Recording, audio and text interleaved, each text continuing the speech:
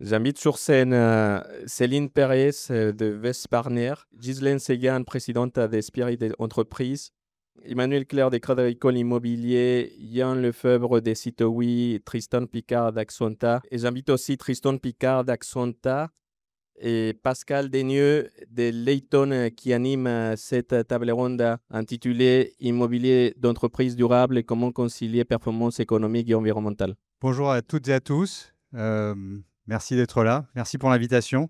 Pour moi, c'est un sujet qui est très important et je suis très content d'être ici avec vous. Le sujet qu'on va aborder lors de cette table ronde est un sujet qui, pour moi, est très essentiel. C'est comment concilier performance économique et impact environnemental dans l'immobilier d'entreprise. Je n'ai pas besoin de le rappeler à tous ceux qui sont ici, l'immobilier d'entreprise est aujourd'hui à la croisée des chemins. D'un côté, il représente près de 40% des émissions mondiales de CO2 et reste un secteur clé dans la transition énergétique. De l'autre, évidemment, il est soumis à des contraintes économiques toujours plus fortes. La hausse des taux d'intérêt, des exigences de rentabilité des investisseurs et la pression réglementaire croissante avec des dispositifs comme la taxonomie verte ou l'omnibus qui imposent une transparence accrue sur les critères ESG. Ces évolutions aujourd'hui modifient profondément la façon dont nous concevons, construisons et gérons les bâtiments. Longtemps perçu comme un coût, la performance environnementale devient un levier stratégique. Elle impacte à la fois la valeur des actifs, leur activité pour les locataires et bien sûr leur empreinte carbone. Mais du coup, comment on fait pour trouver le bon équilibre ? Peut-on être ambitieux sur le plan environnemental sans sacrifier la rentabilité ? Quelles stratégies d'investissement et de gestion permettent d'intégrer durablement ces enjeux ? Et surtout, quelles innovations technologiques peuvent nous aider à y arriver ? Pour en parler, nous avons réuni un panel d'acteurs qui sont plus qu'intéressants. J'ai eu beaucoup de chance d'échanger avec eux il y a quelques semaines et de pouvoir parler sur tous ces sujets pour préparer cette table ronde. Ah, il faut être positif de temps à autre. Donc, sans plus attendre, donc moi, Pascal Denieux, je suis responsable produit au sein du cabinet Layton. Pour ceux qui ne connaissent pas encore le cabinet Layton, nous sommes un cabinet spécialisé dans la recherche de financement, puisque, comme on va le voir, la plupart des sujets et la plupart des barrières tournent autour de l'argent, la rentabilité, du ROI. Nous, notre objectif en tant qu'organisme de financement, ce n'est pas d'agir comme une banque, mais plutôt de voir s'il n'y a pas de l'argent dormant, des poches de financement sur lesquelles sont assis nos partenaires. Et donc aujourd'hui, l'objectif et le quotidien de chacun des consultants chez Layton, c'est de pouvoir aller chercher ces sources de financement qui vont permettre de réaliser cette transformation, cette transition technologique, cette transition économique et cette transition écologique. J'ai beaucoup parlé, donc maintenant je vais laisser la main à chacun d'entre vous pour vous présenter, parce que je pense que vous connaissez mieux que moi-même qui vous êtes et pourquoi vous êtes là. Donc voilà, donc Tristan Picard, directeur général adjoint d'Axenta, spécialisé dans la performance énergétique et environnementale des bâtiments, mais en tenant compte surtout des contraintes de nos clients, contraintes qu'elles soient réglementaires bien sûr, mais économiques et contractuelles, hein. Il y a du confort à délivrer aux clients, donc ça on reviendra dessus tout à l'heure, c'est assez essentiel. Comment on fait? On a des solutions qui sont innovantes, mais pas trop en fait. C'est-à-dire que techniquement, elles ne le sont pas tant que ça. Elles sont surtout éprouvées. En gros, ça marche. C'est des choses qui marchent depuis très longtemps partout. Nous, l'innovation, c'est qu'on sait les agencer, faire des systèmes, concevoir des systèmes qui soient adaptés à des bâtiments ou des parcs de bâtiments, justement pour faire en sorte que, ce qu'on détaillera tout à l'heure, que on décarbone, on fasse des réductions, mais que ça rentre dans des critères de contraintes, de confort pour les clients et surtout économiques. On est intégré puisqu'on fait tout de A à Z, donc on va depuis l'analyse des bâtiments, des parcs, hein, tout type d'audit, de conseil. On fait les études de conception jusqu'au bout, on réalise. Voilà, on a des capacités de réalisation importantes et adaptées aussi aux contraintes de la vie des bâtiments. Et enfin, derrière, on le pilote et on suit. Et ce qui nous permet de nous engager même contractuellement sur la performance. Et ça, pour l'équilibre économique, c'est hyper important. Et là-dessus, sur ce dernier point, cash is king. On a des capacités de financement parce que pour que ça marche, il faut financer. Ça coûte très cher de décarboner. Par contre, c'est rentable dans la durée. Donc, nous, on supporte ce surinvestissement et on l'amortit dans la durée par l'engagement de performance qu'on prend.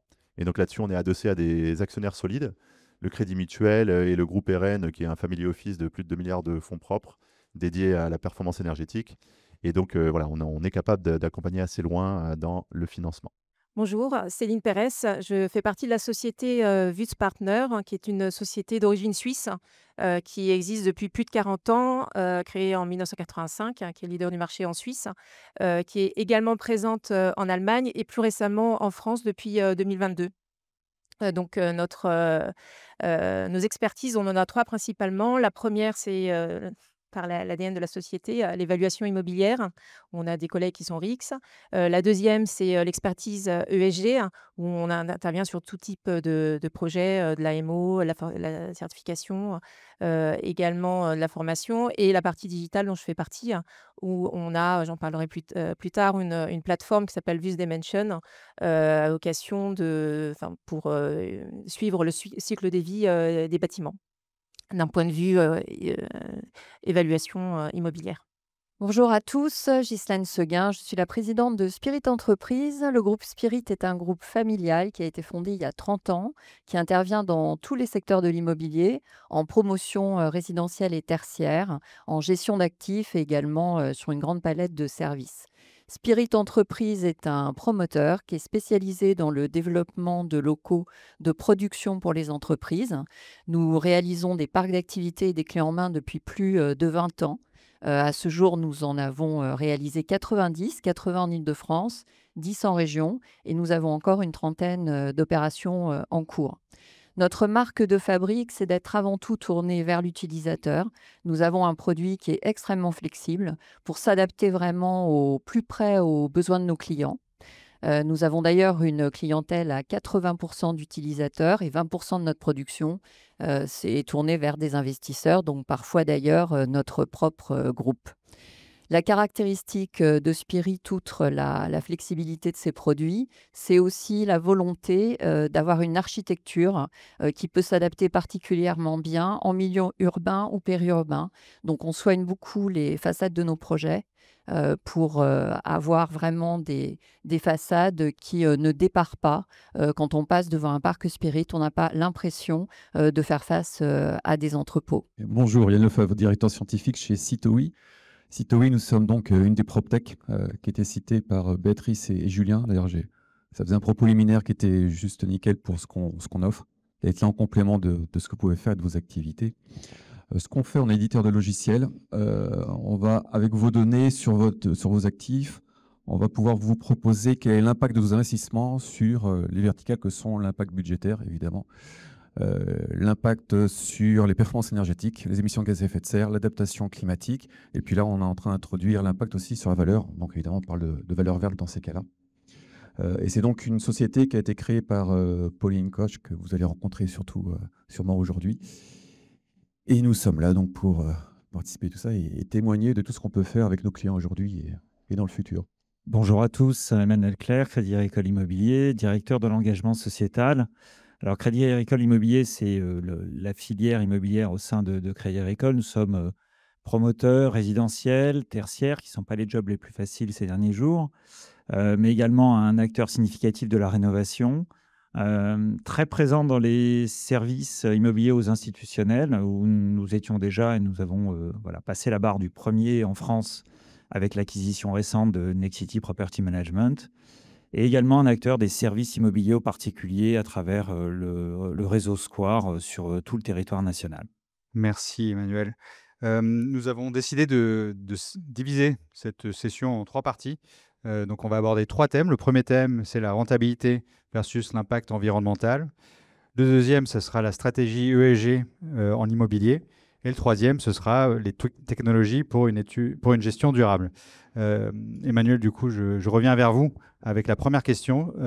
Chez Crédit Agricole Immobilier, comment réussissez-vous à convaincre vos investisseurs et partenaires internes que la performance environnementale peut être un levier de performance économique et pas seulement une contrainte réglementaire ou un coût supplémentaire? Alors, la pédagogie étant dans la répétition, parce que Julien et Antoine en ont quand même beaucoup parlé tout à l'heure. Effectivement, on va parler de cette corrélation entre la valeur environnementale et quelque part le marché. Il y a une part de marché à la fois chez, j'ai envie de dire, les deux prescripteurs que sont les bailleurs et les locataires, qui ont très clairement développé cette appétence à la performance environnementale.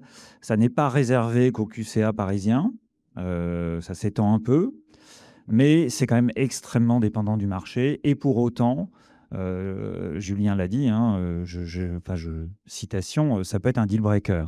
C'est-à-dire qu'aujourd'hui, très clairement, sur une certaine typologie de marché, si vous n'êtes pas au rendez-vous de la performance environnementale, certains clients ne viendront pas.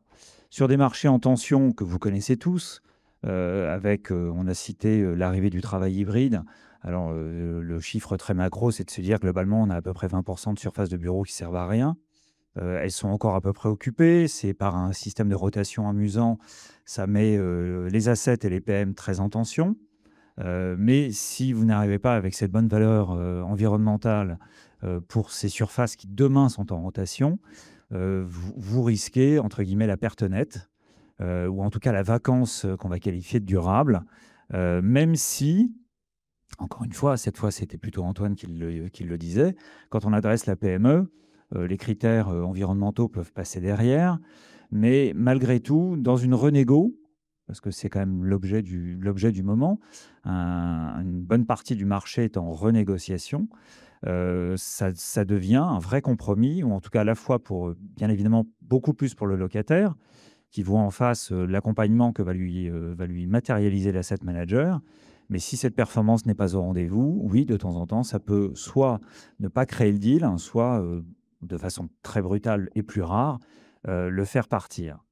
Je rajoute à ça quand même un point, c'est j'ai une casquette d'exploitant quand même, et cette casquette d'exploitant, je la reprends de temps en temps, et je vous assure que la performance environnementale d'un actif, c'est quand même une vraie garantie sur la maîtrise de son empreinte énergétique et carbone, et c'est pas un vœu pieux.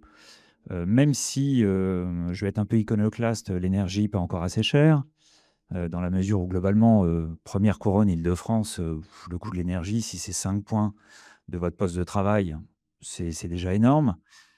Malgré tout, c'est quand même extrêmement regardé, et ça devient, ou en tout cas, ce sont des niveaux de performance que, aujourd'hui, en tant que locataire, nous sommes en position d'exiger, à la fois de la part, évidemment, du propriétaire et bien évidemment dans la performance, on va dire, de l'exploitation.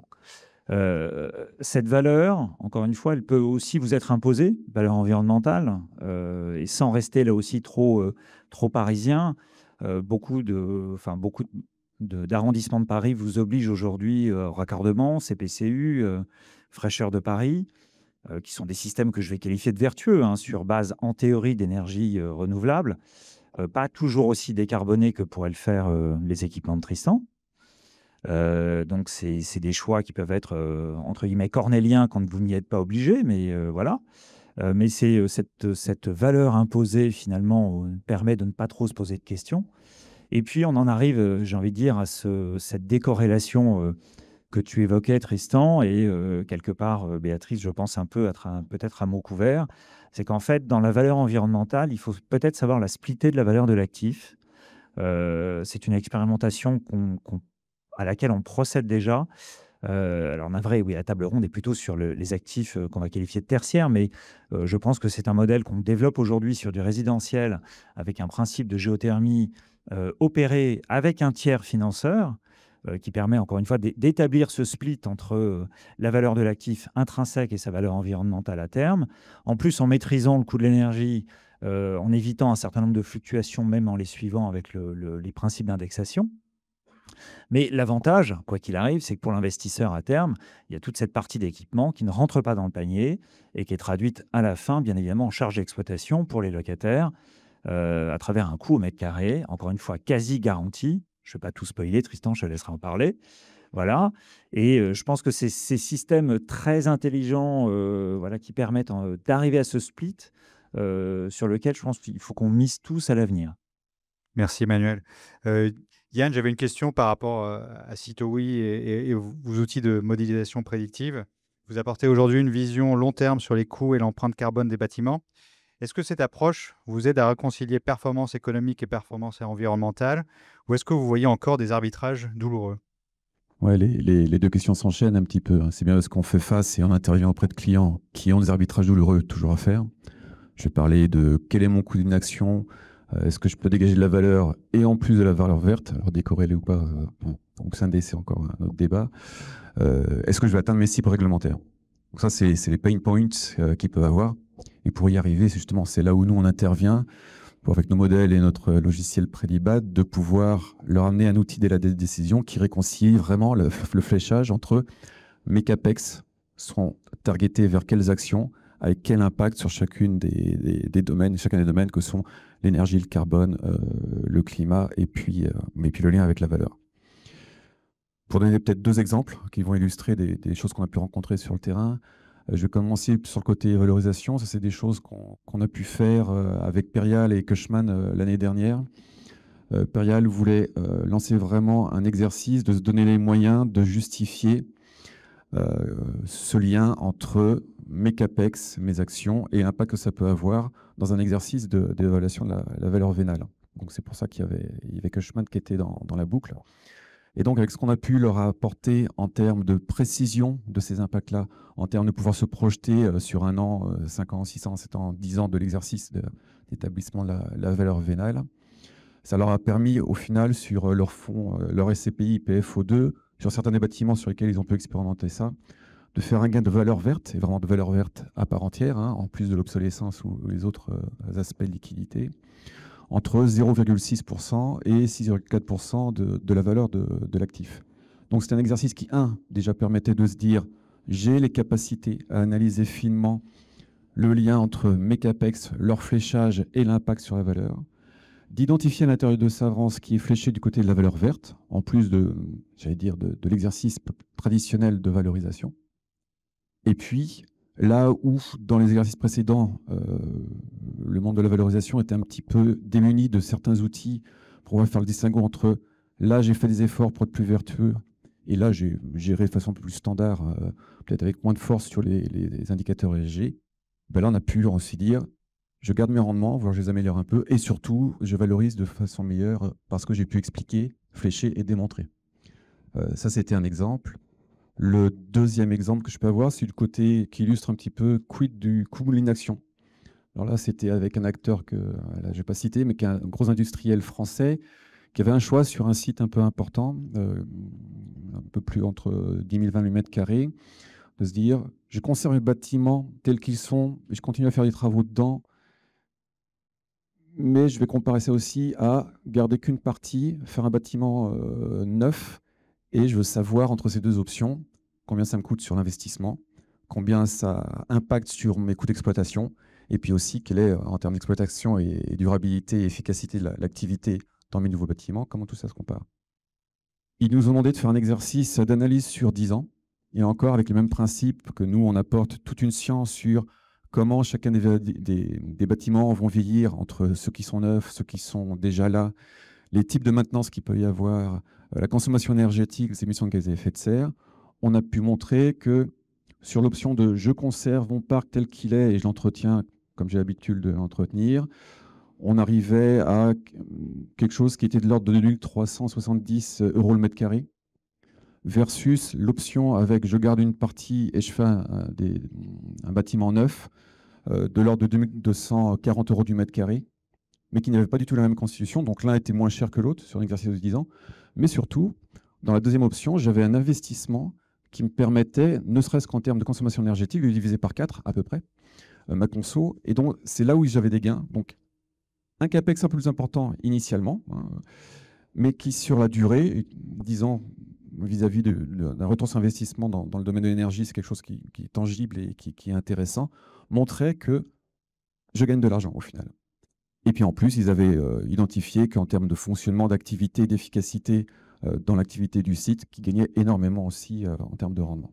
Donc voilà un peu deux exemples qui permettent d'illustrer quand on est capable de faire le lien entre mes données de mon bâtiment, mes CAPEX, quel type de travaux à court, moyen ou long terme, ça c'est quelque chose qui est à la main des utilisateurs. On peut faire tous les exercices, c'est pas très compliqué. Je sais dire quand est-ce que je crée de la valeur ou pas, et je sais dire quels sont les impacts sur mes principaux critères ESG et comment je respecte la réglementation par ailleurs. Donc voilà, coût d'une action, valeur verte, cibles réglementaires, tout ça, c'est faisable et on intervient là-dessus, un peu tous ensemble. Ouais, c'est très important parce que très souvent, quand on a nos interlocuteurs, ils se posent la question et qu'est-ce qui se passe si on fait rien?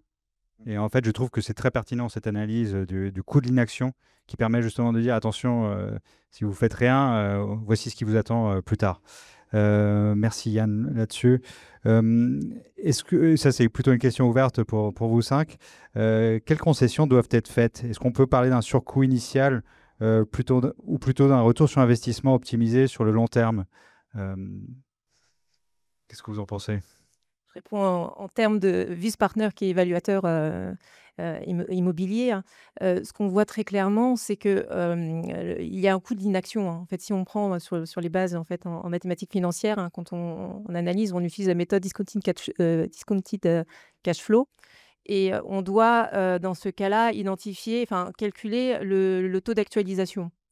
Le taux d'actualisation est décomposé par le taux sans risque, l'OAT 10 ans, et auquel on va rajouter une sorte de millefeuille de primes de risque, qui peut être la prime, nous on calcule via notre outil l'emplacement, donc le risque marché, le risque sur le bâtiment. Donc via notre outil, lors de visites, on collecte des informations sur les composants du building et on peut, avec notre modèle, envisager, suivant l'état au moment de la visite, les caractéristiques en fonction de la qualité, par exemple, si c'est une pompe à chaleur, etc.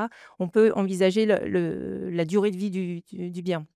Donc, ce qui conduit à une prime potentielle d'obsolescence et qui conduit aussi, suite à une obsolescence, donc il y a des charges qui peuvent être plus fortes en termes d'exploitation et en termes de rénovation et qui peuvent aussi impacter la prime en termes de liquidité, c'est-à-dire l'offre versus la demande. On va avoir des locataires qui vont en avoir marre de payer trop cher l'électricité et qui, à un moment, il faut se poser la question de déménager et donc risque de vacances. Donc, tous ces éléments-là qui sont digitaux qu'on conserve en termes de base de données, nous permettent de créer des scénarios de différents, que ce soit un scénario soit de rénovation, un scénario je garde, je vends. Et ceci au niveau du bâtiment, mais aussi, ce qui est plus important, c'est au niveau du portefeuille, ce qui permet aussi de juguler en fait les différents risques. On va rentrer dans le deuxième thème qui est la stratégie ESG en immobilier. Et justement, Céline, je voulais rebondir là-dessus. Et dans vos missions de valorisation d'actifs, comment prenez-vous en compte les performances ESG? Est-ce que c'est devenu un critère décisif dans l'évaluation économique d'un actif? Ah oui, tout à fait. Oui, tout à fait, parce qu'en fait, les investisseurs, ce qu'ils attendent, c'est une évaluation financière et aussi extra-financière. Et donc, ce qui est important de voir, c'est, si je rebondis par rapport au premier panel, il faut dissocier en fait la performance économique et la performance financière. Économique, on a un entrepôt, il y a des charges d'électricité. Si l'entrepôt commence à être vétuste, l'électricité va être plus chère, enfin voilà, les charges vont augmenter. La performance financière, c'est la vision de l'investisseur, hein. C'est une vision aussi à plus long terme, hein, en fonction du bâtiment, la stratégie, si c'est du value add, si c'est du core. Et c'est une vision où à la fin, l'une des échéances, c'est revendre le bien. Donc on va regarder le TRI, hein, et on va regarder la valeur de sortie. D'accord, merci. Ghislaine, en tant que promoteur, aujourd'hui, vous devez intégrer des exigences environnementales toujours plus fortes tout en respectant vos objectifs de rentabilité. Quelle place prend la stratégie ESG dans vos arbitrages de conception et de commercialisation de vos projets tertiaires? Alors, elle prend une place importante depuis longtemps. D'abord parce que nous travaillons beaucoup avec des aménageurs, notamment en Île-de-France. Et vous savez que les aménageurs publics, ils sont extrêmement porteurs de cette stratégie ESG. Donc, on s'y est inscrit très tôt. Spirit était le premier promoteur, il y a déjà 10 ans, à labelliser un parc HQE. Et aujourd'hui, nos labellisations sont très fréquentes. Nous avons aussi la caractéristique de travailler dans des environnements qui sont sont parfois très bucoliques, comme quand on travaille sur le domaine de Disney. Donc, on est attentif à végétaliser les projets. On a des labels biodiversity. On travaille sur la qualité aussi de l'environnement pour les utilisateurs. Et ensuite, notre gageur, à nous, et là je vais être très terre à terre, c'est que nous travaillons à 80% avec des chefs d'entreprise. Les chefs d'entreprise, ce qui est très important pour eux, c'est qu'ils obtiennent l'outil parfait qui va convenir à leur exploitation. Ça, c'est leur première préoccupation. Ensuite, ils ont très souvent aussi des convictions environnementales. Ils veulent avoir des projets qui les mettent en œuvre. Mais dans le contexte qu'on connaît actuellement, le coût du projet, c'est vraiment un élément déterminant. Parce que vous savez que les entreprises, elles sont chahutées. Elles sont chahutées sur pas mal de plans, notamment le financement bancaire, puisque de plus en plus, d'abord, les taux avaient beaucoup augmenté. Ensuite, on leur demande de mettre des quotités de fonds propres importantes. Donc, c'est vrai que l'équation économique, c'est un problème qui est crucial et nous, on doit vraiment accompagner nos clients sur ce point. Alors, ces exigences environnementales, on essaie au maximum de les tourner pour qu'ils en voient l'avantage. Donc, on a notamment une filiale qui s'appelle Spirit Energy. Sur nos bâtiments, on a l'obligation de mettre 30% de panneaux photovoltaïques ou de végétaliser. Nous, notre choix, c'est d'aller le plus possible à 100% de panneaux photovoltaïques sur la toiture. Et pour accompagner cette réflexion chez le client, on travaille avec Spirit Energy qui est capable pour chaque client de venir réaliser une étude, de lui expliquer, de réfléchir avec lui sur sa consommation, quel est son modèle de fonctionnement et comment on peut au mieux réduire ses consommations d'énergie. Et quand on arrive à lui prouver que finalement, on a une économie en autoconsommation ou en revente qui est de 30 à 40%, là, on a gagné la partie. Et assez souvent, sur ces arguments-là, avec les chefs d'entreprise, on la gagne. Merci. Et du coup, je me posais la question, est-ce que la pression aujourd'hui, elle vient surtout de la part des investisseurs? Est-ce qu'elle vient de la réglementation ou plutôt des locataires occupants? Alors, comme je le disais, nous, à 80%, on vend nos produits à des utilisateurs. Voilà. Donc, d'une certaine manière, on a moins l'impression des investisseurs. Ensuite, on a une vraie volonté, c'est une plaisanterie, on a une vraie volonté tout de même d'être plus performant. On y travaille beaucoup en interne, puisqu'on a développé notre propre outil d'ACV et qu'on est constamment à la recherche de nouveaux matériaux qu'on va pouvoir mettre dans nos parcs pour améliorer leur durabilité. Donc, on est nous-mêmes sur une démarche qui est très engagée, aussi parce qu'on a des fonds du groupe ou des fonds qui sont dans lesquels des investisseurs institutionnels participent et qui eux-mêmes ont ces préoccupations d'ESG. Voilà. Donc, on a, je dirais, une double pression. On a une pression économique forte des utilisateurs et on s'engage sur cette promesse. Et puis aussi, forcément, cette préoccupation, je dirais, environnementale qui est notre ADN et qui est partagée par nos investisseurs. Très bien, merci. Emmanuel, est-ce que vous avez peut-être une réponse qui est différente ou qui complète celle-ci? Nuancé peut-être. Oui. Et je vais reprendre un peu, je vais paraphraser Antoine. En fait, là aussi, je reviens à mes propos du début, ça dépend du marché. C'est-à-dire cette préoccupation, j'ai envie de dire, oui, pour un loyer qui va dépasser en facial les 500 € du mètre, elle est partagée à la fois par le bailleur et par le locataire. Et puis, vous avez cette courbe légèrement descendante qui va vous emmener jusqu'à 180, 190 € du mètre dans des endroits peu probables, mais existants et qui sont une réalité économique de nos territoires aujourd'hui, où là, très clairement, c'est pas une préoccupation partagée, ou du moins, elle ne l'est pas encore. Et pour autant, j'insiste parce que alors, nous ne sommes pas la banque des territoires pour rien. Des investissements, des constructions vertueuses, il en existe maintenant, pas simplement à Paris, en Île-de-France. On est sur un marché qui est national. La réglementation l'exige. C'est comme ça, c'est aussi bête que ça. Et heureusement, je ne suis pas un fan des réglementations, mais dans ce cas précis, je reconnais qu'elle pose un cadre qui est plutôt vertueux. Et tout l'enjeu, c'est de faire rejoindre ces courbes avec des valeurs de loyer qui sont malheureusement sans commune mesure avec la tension qu'imprime notre petit marché local et des préoccupations qui ne sont pas encore celles des locataires, qui, je pense, le deviendront. Et malheureusement, encore une fois, juste par le biais d'une réglementation. Alors, on peut tout imaginer. On a un État qui est extrêmement créatif en termes de fiscalité. Un jour ou l'autre, il y viendra. Je ne sais pas comment, mais il y viendra. On sera taxé sur le poids carbone, on sera taxé sur le kilowattheure consommé, et pourquoi pas pour faire référence à ce modèle suédois de délivrance de crédit pour l'habitat. Votre taux de crédit est en fonction de la performance environnementale du bien que vous voulez acheter. Hein. Alors, c'est un peu extrême, bien évidemment, et je pense on passera par des étapes intermédiaires, mais il n'y a que parce qu'on touchera au portefeuille qu'on arrivera, d'une façon ou d'une autre, pour les bailleurs comme pour les locataires, à faire plus vertueux. Merci Emmanuel. On introduit donc le troisième thème qui est les technologies pour une gestion durable. Et là, du coup, je vais plutôt me tourner vers les solutions qui existent, notamment Tristan. Aujourd'hui, vous proposez une optimisation énergétique qui est couplée à la décarbonation des bâtiments via l'intelligence artificielle.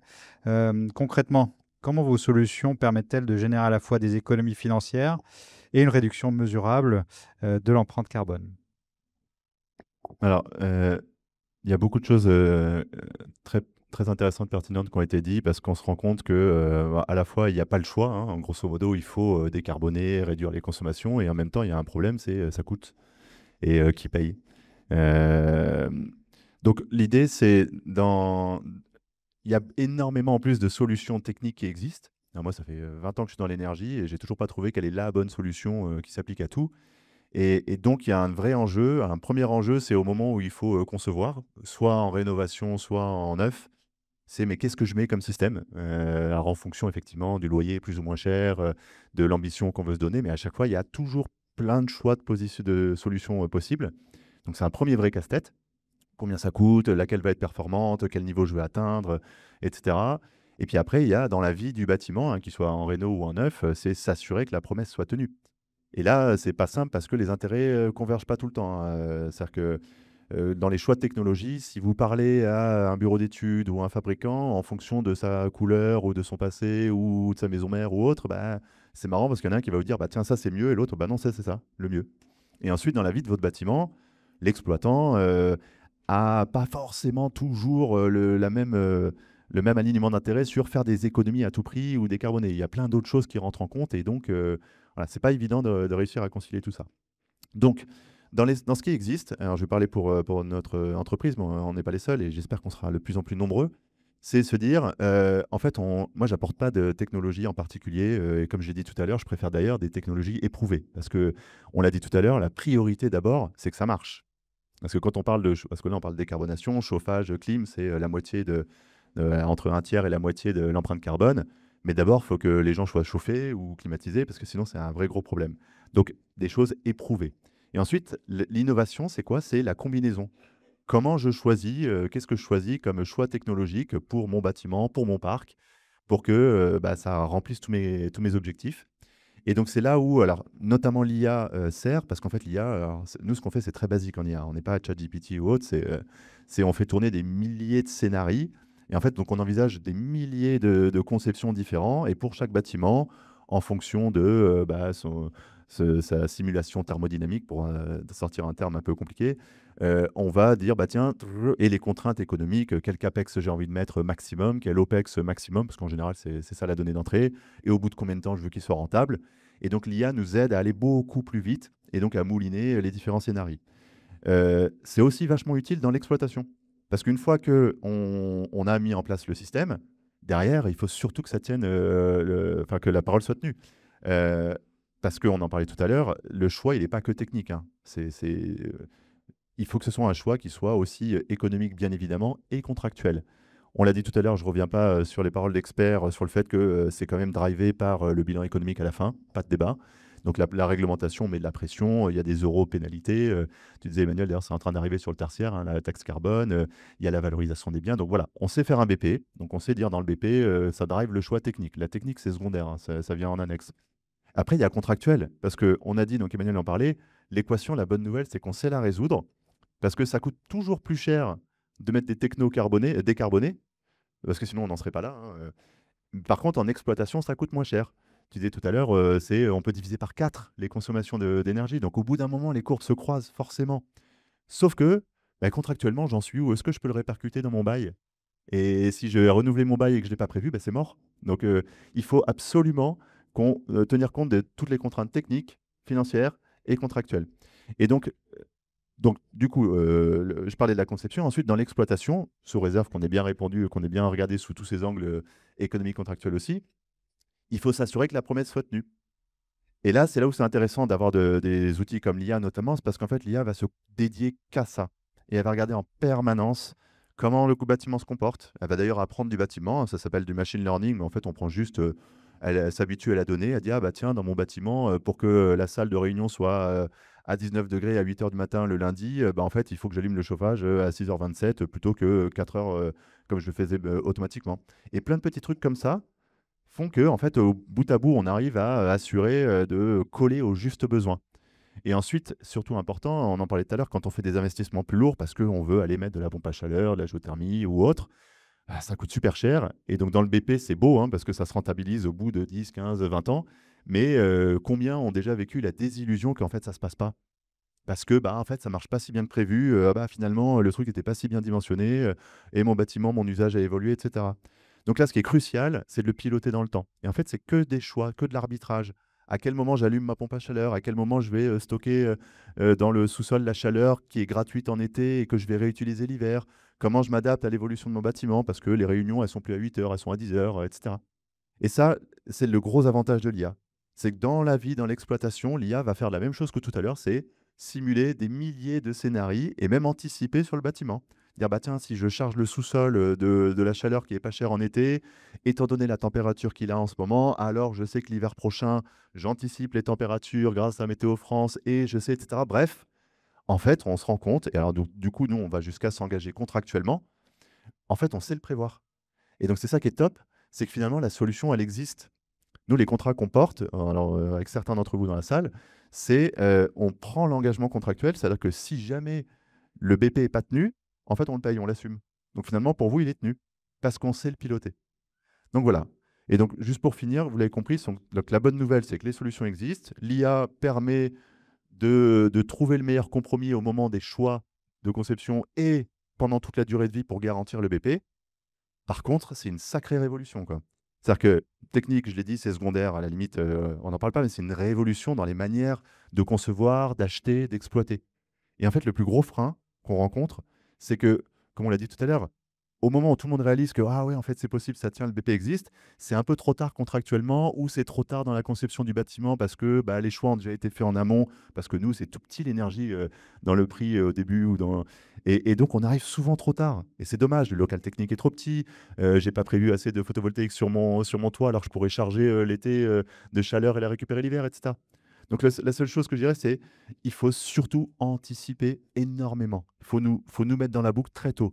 Dorénavant, l'énergie, ça fait partie, c'est important dans le bâtiment, c'est essentiel. Les solutions existent. Par contre, il faut changer ces organisations. Il faut acheter différemment, il faut concevoir différemment, il faut piloter différemment parce que voilà, il faut OPEXiser le CAPEX, donc ça change un peu les organisations. Voilà. C'est une très bonne remarque, merci Tristan.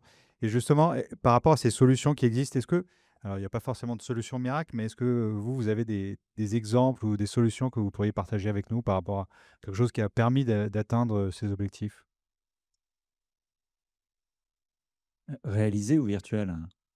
Réaliser toujours. Non, J'ai non. beaucoup aimé le terme éprouvé. Je trouve Ouais. que c'est très vrai, Tristan. Non, alors, en projet, oui. En projet, oui, et pour autant, si on est parti avec des solutions de ce type, en mode très hybride, bien avant, j'ai envie de dire, non, à l'inverse, bien après avoir lancé un programme de rénovation que je vais qualifier d'assez titanesque, c'est justement parce qu'on est convaincu justement de la typologie de la solution que préconise Tristan, qu'on a fait un stop, on a vraiment le freeze du programme et qu'on a réintégré une solution sur base d'énergie renouvelable, intelligente, légère, hybride. Et alors, navré pour la technique, mais c'est important. En fait, vous pourriez vous dire, oui, tiens, aujourd'hui, la panacée, c'est la pompe à chaleur. C'est génial, hein, c'est top. Sauf que la pompe à chaleur, quand il fait moins de 0 ou qu'il fait plus que 30, ça marche moins bien. Ça marche pas terrible même. Ou ça consomme beaucoup plus. Bon. Et donc, pensée hybride, c'est ça, c'est des solutions comme l'évoquait Tristan, du géostockage. Alors, soit du géostockage pour la totalité de l'énergie dont vous avez besoin, chaud-froid, soit parce que vous êtes déjà équipé, une solution plus légère, qui vient compenser les phases extrêmes, tout bêtement. Moins cher, moins complexe. Alors, l'hybridation en exploitation est toujours un petit peu plus complexe, mais c'est le risque qu'on doit prendre. Et puis, si ça permet d'augmenter, on va dire, la qualité des intervenants et de les faire monter en compétences, c'est encore mieux. Mais voilà, en fait, pensée hybride. Alors, pensée hybride, c'est quand vous partez de l'existant, parce que comme Tristan l'a dit, si c'est intégré dès le départ, vous atteignez des niveaux de performance qui n'ont rien à voir. Enfin, des projets avec géothermie, nous en avons déjà livré, c'est pas le problème. C'est totalement fonctionnel, totalement efficace. Ça marche très très bien. Et en plus, c'est entre guillemets avec un pourcentage d'énergie fatale qui est ridicule, contrairement aux réseaux de chaleur urbains qui peuvent être eux aussi hybrides, mais un peu moins vertueux et plus carbonés. Mais vous allez croire que je fais la pub de Tristan, hein. Mais non, c'est des solutions au-delà de la technologie qui est mise en œuvre en termes de conception, c'est des solutions thermodynamiques d'une simplicité mais extrême. Et c'est juste qu'aujourd'hui, effectivement, la réglementation et le coût de l'énergie les rend viables. Merci Emmanuel. Est-ce que Juste pour compléter, pour répondre à la question, il y a aussi des... Parce que est-ce que ça tourne en ce moment? Donc, alors, oui, nous, on a des installations qui tournent et donc on constate que la performance est au rendez-vous. Là, on parle beaucoup aussi de choses assez profondes, lourdes, parce que c'est les plus performantes, mais il y a aussi des choses très simples, hein. C'est-à-dire que parfois, des équipements, des bâtiments, on n'a même pas envie de changer les systèmes de production. Parce que ça se trouve, ils sont même très bien, ils sont déjà décarbonés, ou c'est un très bon compromis. Mais il y a même des choses très légères en CAPEX, hein, qui ne coûtent pas grand-chose, des capteurs, ce qu'on appelle ou la GTB, gestion technique du bâtiment, qui en gros permet de au moins contrôler, voire piloter les équipements qui distribuent le chaud, le froid, l'air dans le bâtiment. Et mine de rien, ne serait-ce que de faire le petit effort pour s'assurer qu'on mesure bien le confort aux bons endroits et qu'on les pilote pour que ça délivre le juste confort, mais pas plus, comme ça on maîtrise le prix. Ça aussi, ça fait des belles économies d'énergie. Pour peu que la production soit carbonée, ben, on décarbone aussi au passage. Donc c'est moins ambitieux que ce dont on parlait tout à l'heure sur le changement de production carrément, ou du panneau photovoltaïque dès la construction, etc. Mais rien que ça, quand on raisonne plutôt à l'échelle patrimoine ou alors des bâtiments, ou parce que pour des raisons techniques, c'est peut-être compliqué d'aller forer si on est en plein centre de Paris, etc. Et alors ça aussi, il y a des dizaines de millions de mètres carrés qui sont déjà en exploitation et qui délivrent ces économies, mais qui peuvent être importantes, hein. Ça peut être du 30%, 40%. Donc on est déjà dans du décret tertiaire potentiellement, rien qu'avec des CAPEX légers pour commencer. Donc oui, les solutions existent et font du résultat. Oui, effectivement, la GTB, nous, on a un cas très concret où, avec un acteur, un gestionnaire d'actifs, on a installé 43 GTB sur 43 sites logistiques. On est sur une économie de 10 500 tonnes d'équivalent de CO2, rien qu'en installant ce produit qui, comme vous le dites, est relativement, entre guillemets, simple comme technologie, mais qui permet de faire des économies assez rapides. Ghislaine, je voulais revenir je reviens sur la thématique de promoteurs et lorsque vous devez livrer des bâtiments attractifs pour les installateurs et les investisseurs et les utilisateurs, est-ce qu'il vous est déjà arrivé de renoncer à certaines ambitions environnementales pour préserver la rentabilité d'une opération, notamment en période de tension sur les coûts de construction? Alors, choisir, c'est renoncer. Exactement. Moi, j'aime mieux dire que, un peu ce que disait Emmanuel tout à l'heure, hein, mais il a tout à fait raison, qu'on s'adapte. On s'adapte au marché et à nos clients. C'est-à-dire que la GTB, c'est la gestion technique dont on est convaincu qu'il faut de plus en plus l'impacter dans les bâtiments d'activité et la logistique. Maintenant, quand j'ai un client qui fait du stockage, que son entrepôt n'est pas chauffé et que les portes sont ouvertes toute la journée, vous voyez, on a un petit peu de mal à aller lui vendre une solution pointue de GTB. Par contre, quand on travaille avec Rexel, avec lequel on a déjà fait 5 bâtiments, on a le 6e en cours, la Rexel, par son activité, nous pousse énormément sur les solutions de GTB Et c'est très intéressant pour nous parce que ça nous permet aussi d'emmagasiner de la connaissance et de pouvoir se poser la question de répéter certaines technologies, innovations sur des bâtiments qui vont être moins chers.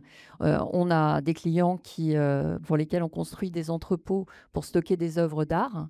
Donc là, on a de la GTB qui est très pointue parce qu'en plus, il faut régler l'hygronométrie, etc. Donc, je dirais on ne renonce pas, ou si on renonce, c'est temporairement. C'est-à-dire que pour l'instant, on s'adapte à nos prix de vente. On vend, nous, entre 1300 et 2200 euros du mètre carré. Donc, vous voyez qu'on est dans une équation on est dans de l'activité des locaux de production dans l'économie réelle. Voilà. Et ça, c'est notre moteur, c'est ce paramètre qu'il faut qu'on prenne en compte absolument. Donc, renoncer peut-être temporairement le temps que les technologies évoluent, qu'on trouve de nouveaux matériaux, qu'on trouve des solutions pour arriver à s'adapter à des marchés qui sont beaucoup, beaucoup plus contraints. Et justement, par rapport à cette disparité entre les prix au mètre carré, on entend souvent que les investisseurs sont prêts à payer plus cher pour des actifs verts ou exemplaires. Mais dans la réalité des deals que vous voyez, est-ce qu'un bâtiment vraiment exemplaire sur le plan environnemental se vend aujourd'hui plus cher qu'un bâtiment simplement conforme à la réglementation? Ou est-ce que la promesse de la prime verte reste encore théorique? Alors moi, je dirais, je le tourne un peu différemment. Je dirais qu'aujourd'hui, certains actifs ne vont pas être liquides pour certains investisseurs. Je dirais pas pour tous parce que tout à l'heure, je crois que c'est Antoine qui disait dans le patrimoine des SCPI, on trouve des actifs qui sont très vertueux, il y en a d'autres qui sont beaucoup moins vertueux. Donc pour certains investisseurs, le fait que le bâtiment n'ait aucun caractère vertueux, ça va tellement impacter sa liquidité qu'en fait, il ne va pas le regarder. Surtout, aujourd'hui, on est dans un marché, malgré tout, où les capacités des investisseurs sont moins importantes qu'elles ont pu être par le passé, donc ils sont beaucoup plus sélectifs. Donc pour moi, la vraie valeur verte, elle est là, en fait, sur l'appréhension de la liquidité de l'actif et de son financement aussi. Parce que les banques, aujourd'hui, pour financer, elles demandent des engagements sur l'ESG. Nous, on a constaté par une étude une prime entre 7 et 10%, mais voilà, il y a toujours un aspect à prendre en compte entre la localisation, parce que quand même le point crucial est toujours voilà, la localisation, le type d'usage, l'adéquation de la localisation au type d'usage qui sont prépondérants. Donc le maximum, c'était 10%, mais sur un actif neuf. Voilà. Et sinon, on a été contacté aussi récemment pour des due diligence ESG dans le cadre de sales and leaseback pour des entrepôts. Et donc, je rejoins votre point où effectivement, c'était pour les investisseurs, c'était important d'avoir due diligence ESG pour savoir ce qu'elle était en fait l'investissement qu'ils pouvaient mettre sur la table et à une échéance de temps définie sur différents scénarios. En parlant de temps, je vois que celui-ci file à vitesse grand V. Merci à tous pour vos contributions. Peut-être en mini-conclusion, moi je vois qu'il y a 3 idées qui en ressortent. La première, c'est l'évolution du modèle économique. On passe d'une rentabilité peut-être à court terme et ne peut plus être le seul critère. Il faut raisonner désormais en coût global et en valorisation long terme des actifs. Deuxième conclusion, c'est le rôle des stratégies ESG. L'ESG aujourd'hui n'est plus qu'un label, mais vraiment un levier de performance qui impacte directement l'attractivité des bâtiments et leur financement.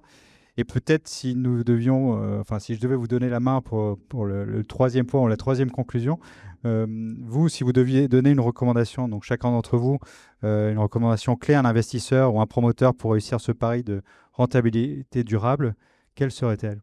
On va faire dans l'ordre, hein, du coup. Allons-y. Non, c'est comme je l'ai dit tout à l'heure, soyez imaginatifs. Les solutions existent, on l'a dit. On parlait effectivement du bilan de promotion. On est limité sur les prix. On peut tiers financer. Manuel en parlait tout à l'heure. Hein, donc sortez-le du bilan. Voilà, les solutions existent, les courbes se croisent. Et donc je vais redire ce que je disais tout à l'heure. Il faut juste anticiper. Voilà. N'ayez pas de frein, ne restez pas sur les idées reçues de ah mais oui mais ça coûte plus cher donc je laisse tomber. Pas du tout. On vient de le prouver. C'est nécessaire parce que, en fait, dans les bilans des actifs, c'est rentable à terme. Il y a besoin de l'ESG. Ça coûte cher en CAPEX, mais ça coûte moins cher en OPEX. C'est possible de tiers financer. C'est possible de faire. L'occupant, en fait, ne va pas prendre toute l'économie. Il va en laisser une partie pour rembourser le surinvestissement. Donc, en fait, voilà, pensez-y. ouvrez les écoutilles, les pensées, etc. Et surtout, anticiper le plus possible pour qu'on ne soit pas freiné par des décisions qui ont été prises avant sans y avoir pensé sur les contrats, les baux, etc. Voilà. Je rejoins tout à fait. Je rajouterais, en plus, c'est voilà, de se faire accompagner parce qu'on c'est l'intelligence collective qui fonctionne. Nous, c'est pareil, on aime bien aider des doctorants. Par exemple, actuellement, on travaille avec nos équipes suisses avec un doctorant qui est à l'EPFL, l'École Polytechnique Fédération de Lausanne, hein, qui réfléchit actuellement à faire des modèles sur le lien entre ESG et valorisation. Donc voilà, aussi solliciter le monde académique, c'est toujours très bien. Moi, je dirais aussi donner une prime à la qualité en tant qu'investisseur. Venez voir sur le terrain ce qui se passe. Nous, on accueille beaucoup d'investisseurs pour visiter nos parcs, leur expliquer le modèle économique. Donc voilà, sortez des sentiers battus, venez voir comment ça marche, ce qu'on peut faire. Et puis les tableaux Excel, il faut peut-être leur mettre quelques années en plus, hein. Voilà. Super transition, parce que s'il y avait, moi, certains mots-clés, c'est déjà, c'est pas pour faire la morale, hein, mais connaissez bien vos actifs, au sens, j'ai la bonne donnée de bonne qualité, et juste la bonne donnée, je n'ai pas besoin forcément de plus. Nous, on voit qu'il y a la pauvreté de données, hein, en général, mais c'est pas grave, on sait faire avec. Donc, connaissez votre donnée et votre donnée de qualité. Ensuite, n'attendez pas de faire votre transformation numérique pour commencer à réfléchir avec des PropTech, avec des solutions qu'on a pu vous exposer. Il n'y a pas besoin d'attendre, on peut commencer maintenant. Deuxième chose, c'est projetez-vous, n'hésitez pas à vous projeter. Et au-delà de vos bilans budgétaires ou de votre exercice, c'est mieux d'être informé, et ça ne coûte pas beaucoup plus cher en termes de temps, avec les outils qu'on peut proposer, les réflexions qu'on peut proposer, de se dire, tiens, je regarde l'année prochaine, 3 ans, 10 ans, au-delà de 10 ans. Ce n'est pas compliqué avec les outils qu'il y a maintenant. Et ça vous permet ensuite, ce que tu disais, d'être plus sachant. Et si je prends telle ou telle décision aujourd'hui, avec du ESG, sans ESG, pourquoi pas? Je sais pourquoi je le prends, je sais les risques auxquels je dois être confronté bientôt éventuellement. Et tout ça, ça vous sert ensuite à maîtriser ce que vous faites, à maîtriser vos décisions au plus possible. Je ne dis pas que vous faites tout à 100%, mais vous serez éclairé et vous saurez pourquoi vous prenez des décisions. Et petite parenthèse, on a parlé beaucoup carbone, impact sur l'atténuation des effets des changements climatiques. Il y a tout le sujet d'adaptation qui est un petit peu en connexe à ce qu'on a pu dire. Faut avoir, j'ai en tête, je crois que c'est à EW avec Cushman qu'on fait une étude, enfin c'est ce que j'ai entendu dans certaines interventions, où ils ont pris un panel de bâtiments et ne pas faire des investissements qui allaient dans le sens de l'adaptation climatique, au final, coûte 4 fois plus cher que les réaliser en termes d'investissement. À quel horizon, ainsi de suite. C'est dans le débat, mais même sur l'adaptation, on a les impacts directs là sur l'énergie, l'empreinte carbone maintenant, dans l'année prochaine, dans 5 ans. Faire des travaux aussi d'investissement qui vont un peu plus loin, hein, c'est un peu plus loin, c'est pas très loin. Aussi est bénéfique pour votre valeur et pour protéger et mieux le relouer, mieux recommercialiser plus tôt et donner des sous. Et c'est le lien entre l'environnement et le cash. Mais je vais aller en ton sens parce que je représente aussi une partie de service. Non, mais le mieux on connaît en profondeur ces actifs, le plus facilement et de la façon la plus optimale, nous sommes capables de vous proposer des solutions qui permettent, dans des trajectoires pragmatiques, de répondre aux enjeux que tu viens de citer, à la fois en termes d'intensité, d'adaptation et d'atténuation, et justement de ne pas vous obliger à l'arbitrage ou peut-être à le différer, ou en tout cas à vous aider à le décider avec les meilleurs éléments. Et oui, faites confiance à cet écosystème et à vos properties en la matière. Ils n'attendent que ça. Le property adorerait rénover, mais on ne peut pas toujours. Mais pour autant, la réalité, c'est que en termes de poids carbone, dans la majorité des cas, un actif rénové, même légèrement, c'est moins de poids carbone qu'un actif démoli et reconstruit. Bien, merci Emmanuel. Avec cela, on termine le panel, la table ronde. N'hésitez pas à venir nous voir si vous avez des questions. Nous serons là.